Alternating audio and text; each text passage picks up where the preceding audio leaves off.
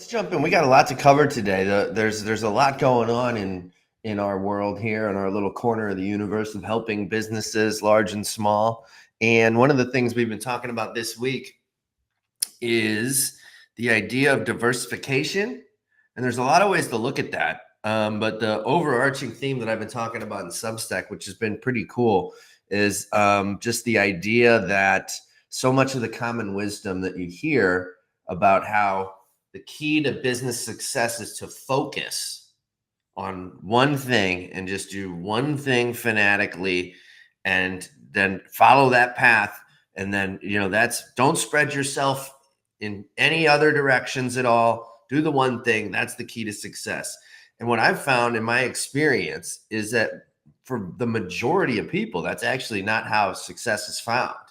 Because if I look at for example, all the people who I've met through EO, which is Entrepreneurs Organization. I was in the St. Louis chapter for a long time, and I still meet with a small group of the business owners that I met through there who are some of my best friends in the world now. And, so anyways, I've hung out with a lot of people who are running 7-figure, 8-figure businesses. That's kind of the threshold to get into EO. And I cannot think of one person who does just one thing. Like all the people that I know who are the most successful business people are doing most of them a handful of things that they're involved in. And that's not even to speak of just investments, because I'm not putting investments into this bucket. Everybody does investments, and that doesn't really count as diversification. Of course, that's a whole different conversation about diversification. I'm talking about where you're going to put your focus in your business or potentially multiple businesses. And so, I kind of learned it firsthand from myself first, as opposed to just I didn't notice what successful people were doing and say, oh, they don't seem like they're actually focusing. They seem like they got a few different irons in the fire. That kind of came later, but through my own personal experience, when I was starting my company, I started doing consulting work, doing the outsourced CFO stuff. And then within my first year, I was like, okay, I've got a few clients. I'm making enough to keep the lights on. I'm paying my bills. Actually, at that point, I was making more than I had ever made in the corporate world before that. So it was pretty good, but it wasn't where I really wanted to be or where I expected to be for owning my own business and such. And I saw that it was becoming, now I'm finding it more challenging to get over this particular hump that I'm at. And then I was questioning, do I want to even? Do I want more CFO clients? Do I want to focus all in on this? And I was I kind of like doing different things. And I see other opportunities out there that maybe could be better businesses long-term for me and just as businesses in general that maybe have a more clear path to success for them. And so, I don't know. I just had an interest in other things, and I started dabbling in a bunch of other stuff. And I shared in the Substack how at one point I had built a website called Construction Selling, and that was a essentially marketing services for construction firms. That didn't really go anywhere. I had a little SEO services product line, if you will, that I had spun off of that. And I actually had a few clients that I was doing that for and making good money for. And now, to me now, it's hilarious that I even was doing SEO work for a few people. But at the time, this was 15 years ago almost. And there were if you knew how to do a few things to optimize a website and build some backlinks, you could get somebody on the first page or even the #1 ranking on Google. That whole world has changed now.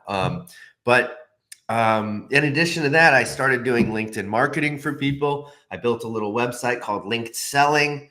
I started flipping houses a little bit. I dabbled in that, wasn't very good at it, made a little bit of money though.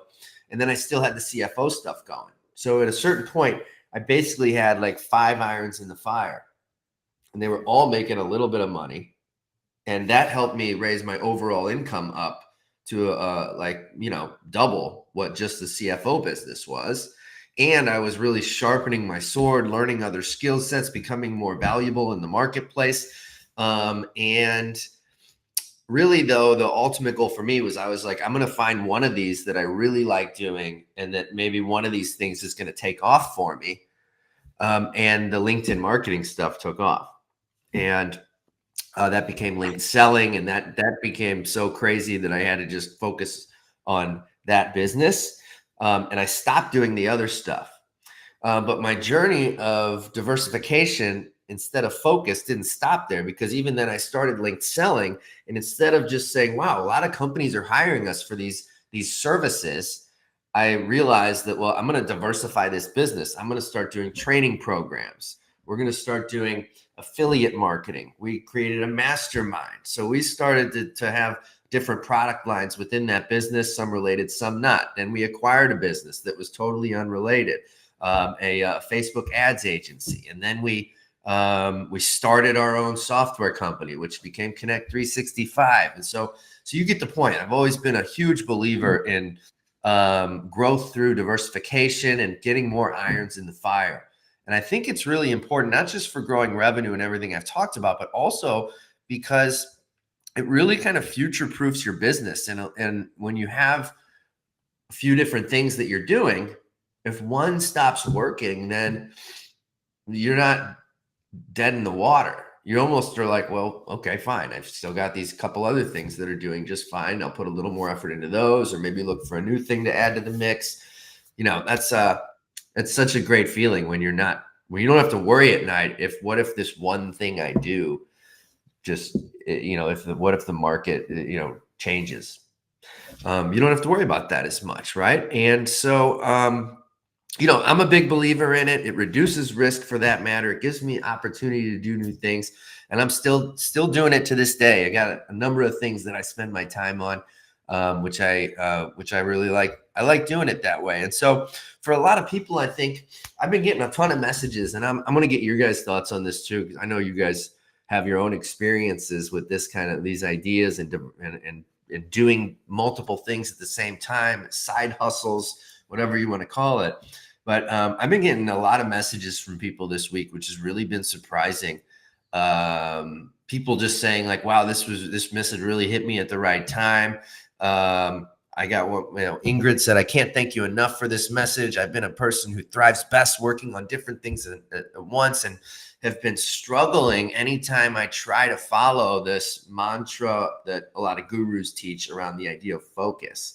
And really, I mean, a lot of people are like Ingrid. So it's been cool that this has resonated with so many people, and for good reason. So, for me right now, the things I'm doing, people are always looking for examples of like, okay, well then what would this look like? Because there are so many of our clients who right now they're focused on, maybe they do consulting work or coaching, and they have, whatever it is. We help lots of different types of businesses. And they're saying, yeah, I have a little extra time. I could bolt something on. I'm not sure. So like hearing examples is helpful to get the gears moving. Right. So like, for me, like we do some one-on-one consulting. We do some affiliate marketing. We have some training programs. I've got some involvement in a trucking company that I was fortunate enough to be invited to be a part of a long time ago, a farming operation. I'm missing something. I still have a couple rental properties that keep me busy and generate some income, and so, for right now, that's where I'm at, but looking at some other stuff always anyways. So yeah, Ryan, I know you do a lot of different stuff too. What are your thoughts? Well, yeah, I first off, let me say, like, the people that talk about like you have to focus to achieve a certain level of success, the people that they're usually referencing are those who became like obsessed with what they do and they became very successful. But it also depends on like the type of, I don't think most people that's great for, or like everyone that does great for. There's like to me, this is coming from a completely different place as Josh, because I was an employee for a very long time working for Josh. Over time, it was just like, like, yes, I like what I'm doing, but I'm not like over just like a passionate, like marketing is my passion. This is what every single minute of my day is what I really want to do. At least marketing like one single thing. So when I had some free time and I started doing like consulting on my own and technically became like a business owner, I'm doing a lot of freelance work. I really kind of started ramping it up. And aside from just money, because I've talked like making extra money was the main reason that anyone does a side hustle or side business for the most part. and that is honestly fair. It should be that way. But my big thing is it allowed me to kind of exercise different creative muscles. And so like my favorite part of like and I'll talk about kind of what I've been up to in a second, but my favorite part of why I've created like side businesses, some of them I consider like almost like hobby businesses. Some of them are a little bit more serious, but the main reason I wanted to do it is because my wife and I had a conversation. This is like 5 years ago or something. We have 4 children. We had 2 at the time, and we both had pretty demanding jobs and roles, and we were both successful. And then we realized like, man, we don't really have many hobbies anymore other than like drinking wine and whiskey whenever we have time to relax at night. We weren't doing anything, so we found hobbies. And one of the hobbies that I came part that became kind of an element of my side hustle is like collectibles. I'm not a huge collectibles person. Like I collected cards growing up, and I collected different things, but I didn't grow in. I haven't been doing it since I was a kid. One of my friends opened up a shop that sells like comic books and collectibles and stuff. So out of just like being a good friend, I started supporting him.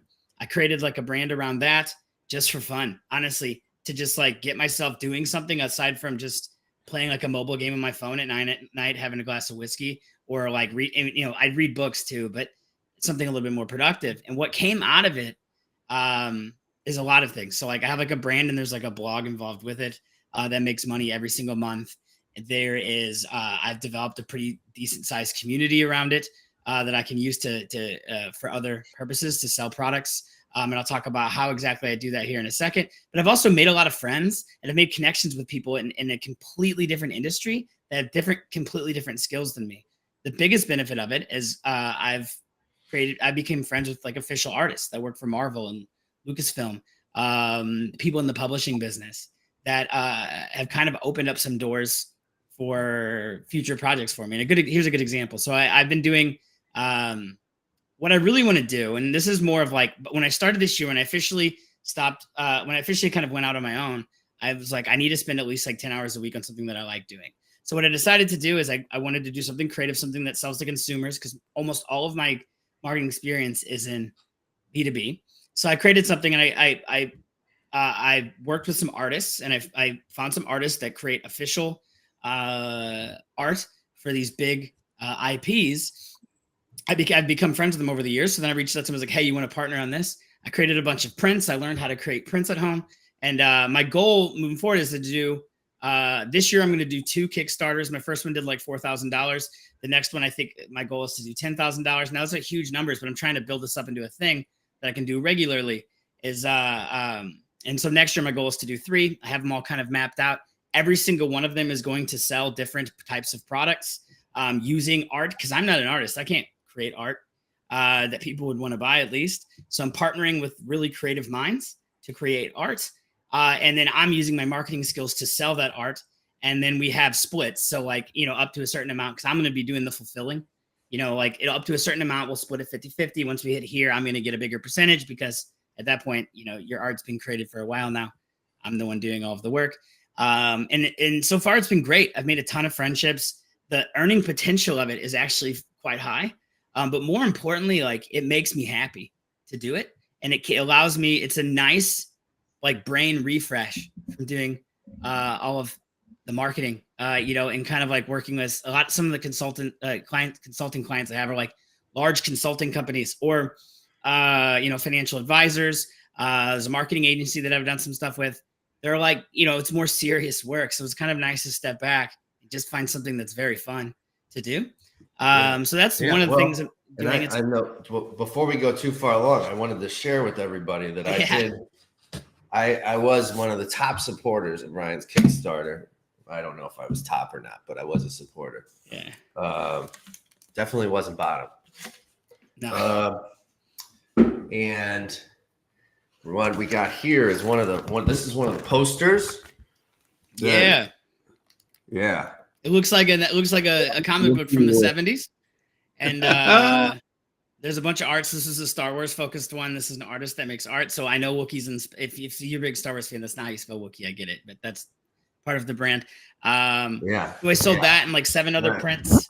And nice. The cool thing about it is I've never done a Kickstarter, and I was able to do in my entire life. I've never even sold anything to the audience that I, have kind of built as like a hobby. And so the next thing we're gonna do is like there's like a big collecting. Like I'm finding like little like and then shirts as well. You are the biggest board top. Yeah. The next thing we're gonna do, there's like a weird little like not weird, I don't want to say it like that, but there's like a circle. How's it look, Tim? How's it look on me? It's stunning, honestly. You look hot in the copy. I did mention that it's risky to wear those in public because you will get kisses and you might not want those. You know what I'm saying? Like if you don't go to the bank wearing that if you're not trying to smooch. All right. I might wear it at home though. Yeah, see if I can get something going here, Yeah, damn right. You know what I'm saying? Yeah. There's like I'm basically just trying to find like these communities of collectors that like certain things and learn how to do it. So the next thing I'm doing is how do I create enamel pens to sell them, and it's just fun. Then some other stuff that's not quite as like goofy that I'm doing is like I'm helping my wife start. She's got a party planning business that she's doing on the side. She does finance normally, so a party planning business. We help plan like kids' parties, sleepovers, popping parties, right? Popping picnics, LLC. Picnics.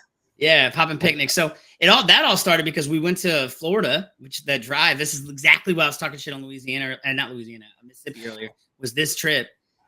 We went to Florida and we were in Pensacola. We found this company called Pensacola Picnics or something, and they like set up like a really nice like picnic for us on the beach for our whole family. It was like 2 tables. They're like pallets, so it was like Pinterest looking.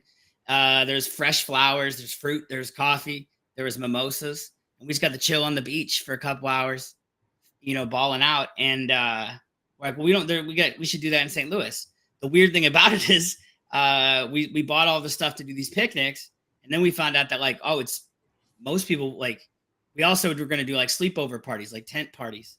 And that is what's taken off. Like we have to straight up tell people no to do that. So that is, especially since we just had a baby. It's like, holy shit, like guys, can't do for a weekend.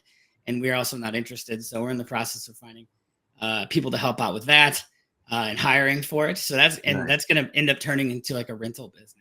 Yeah, that's cool. That's cool. Yeah, I think to help you out with that. Were you hinting that Josh should maybe consider helping out with these parties? Is that where you were going? Yeah, he doesn't support any of my endeavors, though. No, I'm just I'm kidding. not supporting that. No, the thing that it reminds me of is anybody hearing this is like, wow, this Ryan guy sounds like he's really getting after it. And yeah, I mean, but like with any of these things that we've talked about so far, it all just comes kind of from like keeping your options open and like keeping an eye out for cool things that like kind of come across your plate that you're like, oh, that's interesting. And then you there's all these weird little things out there that you can do to make money.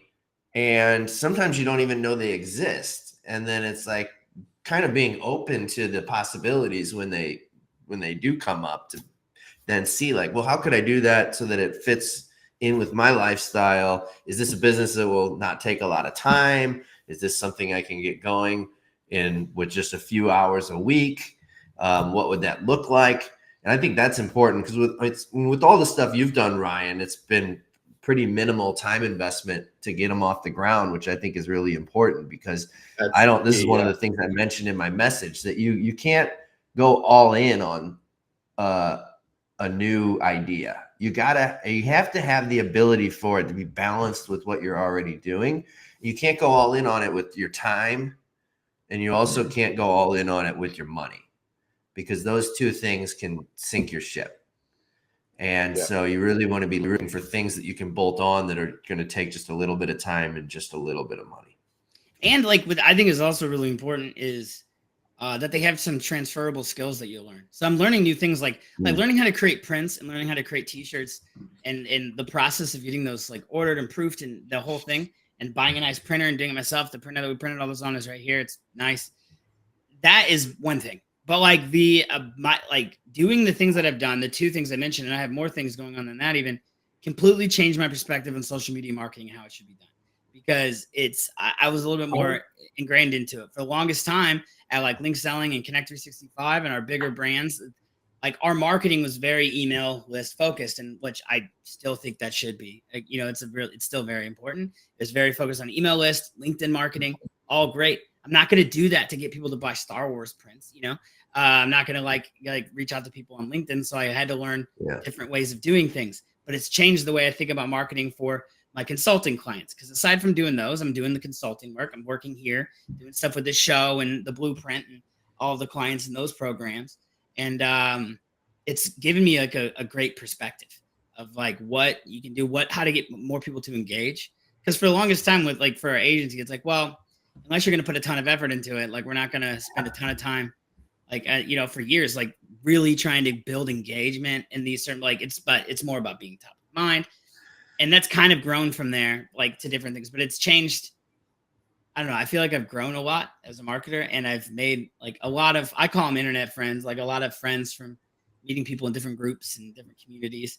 That has allowed, like that conversation Don and I had 5 years ago, like it turned into those two like little side businesses that I have. And then I want to keep doing consulting and doing this to keep myself sharp on, Well, you bring up another great point too, that like if you're already in business, if you're already doing things, you've got a huge advantage over most people out there who don't know anything about starting a business. And so it's so much easier for you to start a new thing, a side hustle, bolt on new income streams, because you already have so much of the knowledge of business that you've already built up at this point, it's a great place to be. And it's kind of like, the saying, the rich just get richer or whatever, and all that, which is like, that's not a very, that doesn't feel like a great thing to say. But the point is like, there's a reason why people who are in the game oftentimes are going to succeed more than people who aren't. They've built up a knowledge base. Yeah. I mean, like with the party planning business, it's not like I said, we should do that in St. Louis. When we found out they were competitors here doing similar things, but we weren't. I mean, like, but this is gonna sound like cocky, but they don't have me at all, And so I just know that, like, okay, with my wife's eye and like in terms of detail and creating these parties and these like amazing experiences, because she's like elite at it, I believe personally. And then me being able to help with the marketing and make things look really professional and put things in the right places at the right time. It's going to be, we weren't concerned at all. And I think that helps. If you're already doing some business, you have like these skills, like you're going to have a leg up. Well, if there's already people out there doing it, that's just proving that the model is going to be successful. There's a market for it. There's people doing it successfully. There's almost nothing out there anymore that there's no competition, right? And I used to think the same thing, that like I was looking for a business that was like blue ocean, that like no one else is doing this in the world. But it doesn't matter. There's so many people in the world that it doesn't matter how much competition's out there. I agree. Tim, what are you up to? What are your thoughts? I was going to jump in on it too, but I want to wait till Ryan's finished. So what I've done, and I never did this, by the way, until about maybe 7-8 years ago, I converted to this exact format you're talking about. A coach friend of mine runs a coaching business, encouraged me to do it. And long story short, I actually, and I say this very humbly, and it's not a lot of money, it's not a lot of time, but I have 5 different sources of income, yet try to keep my hours. For example, I only commit to 25 when things get busy, maybe 30 hours a week, because that's all I want to work. I'm not really into full time anymore. But what I've done is, first of all, 3 of the 5 jobs, if you will, including this one's a lot of coaching. Of course, we do have times we talked about hot dog, wine, and music, which is also good here at this company. But the other 2 things I do really is just I help one guy individually with marketing who pays, all these jobs, by the way, pay me every single. And then the 5th thing I do is I keep my hand in my old passion, which is music. And I just have a little music collectible business on eBay. I mean, you earn just, a few $100 a month, but I unload stuff around the house. And it's so nice when, one guy or girl pays on the 20th. So it's like every week or so you got, even if it's a few $100 or, more than that, obviously, checks coming in. But the cool thing about this is that when I'm, especially Josh, like the class we're doing right now, I'm really, because I've worked for so many people in the coaching industry, if you will, I'm kind of able to pull from every one of them. And I kind of have this greatest hits repertoire now in coaching. There's plenty of things I've learned from you. There's things I've learned from Gina Gabellini. There's things, other companies that I've worked with.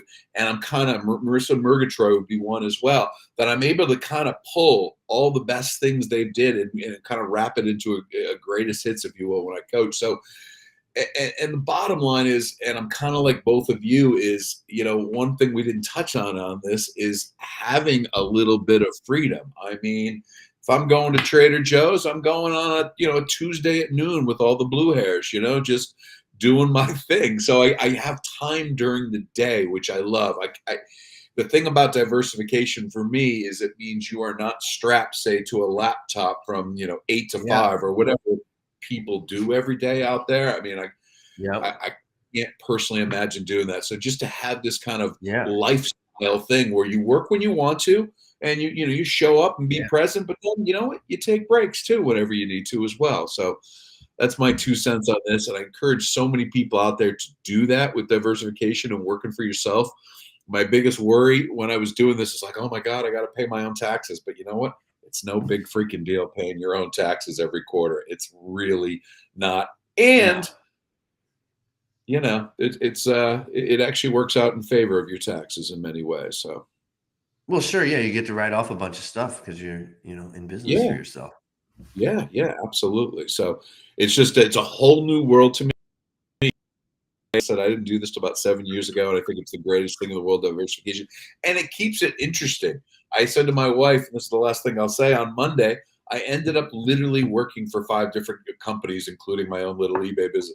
That day I was working for, and I still, Josh and Ron, I probably 5 hours on Monday working for 5 different companies. So that's a busy day for you. That is a big day. 4 or 5 hours, I'm pushing it. That's it. Yeah, no, I agree. Yeah, that's a lot. But I think you bring up a really good point that I missed, and that the one of the things to always keep in mind, I think, is to make sure that your businesses are helping you to create the life that you want, not driving you into the ground because you're working so much. Like, some people work a lot. When I was starting my business when I was 29. I was working a lot because I didn't have a family yet and had the ability to, and I was really excited about it. It didn't feel like work, as they all say. And, but now I'm in such a different place now that I'm like, that sounds terrible. Like, I want to put in as few hours as possible. And so I think the challenge some people have is like, well, I'm already kind of busy. Do I even have time to bolt on another thing, or is that going to make things crazy for me? And so I would say, if you're in a position where you're already pretty busy, then I'm assuming you're doing well financially. And if you're not, there's a whole nother conversation to have there. Like, because if you're working a lot and not making any money, that's a whole different conversation. But assuming that you are busy making good money, then you have other options when you're bolting on new income streams to get help from other people to do it, right? Which is why, like, Ryan and Tim helped me. Like, Ryan has other people helping him with some of the things he's doing, et cetera, et cetera. And so, like, for example, maybe the next time something comes across your plate that you're like, I think this makes sense for me to get involved in. I don't know if I want to put in a bunch of time on it, though. Maybe you have an assistant that you bring on who could kind of learn the model alongside you and then kind of run that thing for you, right? So, like, for example, next week we're going to be kind of shifting from like big picture, why you need to diversify. And then we're going to be talking more specifically about what are some ideas for, like, specific businesses that you can actually bolt on right now. Because I've had a lot of messages from people saying, like, this sounds great, I'm not sure what to do. So we're going to address that question next week and say, like, here's some specific things that you could do that are really working well right now for a lot of people and are still really under the radar. And I know from some of the folks that I've talked to and some clients of ours, they're not going to want to be the one to actually put in the time to do those things. but they're going to have somebody on their team get involved in it, get it off the ground floor, and they're going to meet with that person to kind of do the quality control, make sure it's going the right way, et cetera, et cetera. But if that's when you really turn things into kind of a much more exciting situation, because then you've got businesses that you're putting very little time into, and that you've got you've got a small team that's basically running them for you. So there's a lot of ways to skin the cat. Yeah. I want to say one last thing about diversification too, and this is a real life example for myself, is of the 4 clients and then my little personal thing I do is I'm pretty much projected to lose one of them before the end. I will still have the other 4. I'm okay. I can absorb the hit. If I was just focused on that one thing, I'd be a little bit screwed, honestly, later on this year. So it's really helpful too when you have so many things going on. Yeah, man. Well, I know you're not losing your eBay business, because I know you got enough memorabilia to keep that going for years. I do, and I'm never leaving here either. So, oh, that's nice. I also sell some stuff on eBay too. It's like more of like a thing, and I haven't done it as much lately, just because I have been busy with other got things. it down in the summer. No, the numbers go down on eBay. Basically, Memorial Day to Labor Day, I take my business. I shut it down because I found out, if I could get say $100 for something in the regular part of the year, the summer that thing might go for 50. So just people are traveling, they're doing things, July 4th, whatever. They're not shopping on eBay nearly as much in the summer. So if you do sell, I've found that my ability from like trying to find trends so much in marketing, and whether they're trends within like sales of your own stuff or like sales sales that are visible, or trends in just like I don't know, the world, being able to like kind of predict what's going to happen with the price of them. It's like you can make a bunch of money pretty quickly, and it's very fun. Like it's very fun to do and low risk. Fun. The updates. I'm like another bid, and I'm going to give this tip. This is anybody. There's got to be some eBay sellers out there. I did some market research with a buddy of mine. We have come to the conclusion: Monday, Tuesday, Wednesday dinner time ending is the best. Don't end, on a Friday, Saturday, or during the day on Sunday. Don't end in the middle of a work day. It just, the people after work get on and bid higher. So. No, I used to spend time on like Tuesday mornings. Any auctions that end on Tuesday morning from stuff that I know about, I would just buy that shit and then relist it for an end on Sundays, and I would sell it for twice as much because I know exactly what you're talking about. Yeah. It doesn't work. Ryan, I know you found a cool article on Forbes. Speaking of new income streams and side hustles, and this is a really recent article, why side hustles are becoming the norm. What were they saying? Let me share my screen so we can just kind of like look at it. Make sure I'm sharing the right thing. Okay. Can you guys? Never mind. I don't have it on. Sorry. All right. Can you guys see my screen? Okay. There's just a ton of ads. What'd you say? Yep. Got to get close, but I can read it. So many of these sites these days have so many ads that the sites barely even function. They're so bogged down. It's crazy. Seriously, they have to figure out better ways of doing this, like better ways of making money. Like that, honestly, with that, like the blog that I've been doing with the, like for collectibles and stuff, I turned off all ads just so it's different. I make money with affiliate links. But either way, so, first off, like, I don't know if I want, like, to have Herbalife be the main thing we're talking about, but it says like 40% of Americans are turning to side hustles. But 48% of them are using it solely to make ends meet, to make more money. But the important thing is like the what this article does. And so like I've read it, like it talks about like why more people are doing it. And some of them are negative and some of them are positive in terms of like because people need it versus they want to. So they need more money. It's like based on inflation and they, things are becoming more expensive. They need more money and they don't want to take on a full second job necessarily. So they're creating kind of like a side gig or, a side living. But like, so that's true. And that's going to go up and down over time. Usually, the economy is going to be different at different times. I think it's always going to be more and more people making them during, when times are more expensive. But there are so I don't think that's necessarily as interesting as some of the other parts. So there's like non-linear careers. Let me turn my mic so I get it. nonlinear careers are the future. And this is what like I like. This is part of the like where I'm at with it too, is that you could start a job and you could kind of work your way through, or you can have a business, you can grow it in a single place, but in a single direction, is like just try to grow this one business.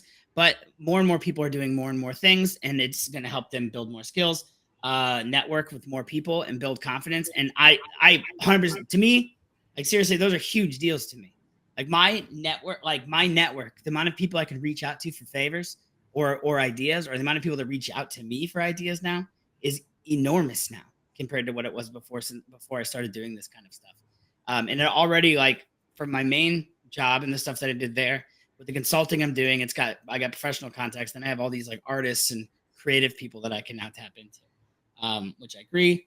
AI makes side hustles more lucrative, which this one is like, it's very true. Like you can use AI to create a lot of the to do a lot of the work for you, to make them faster, make the work faster, but you can't just rely on it, because it's not going to spit out the quality that a human can do.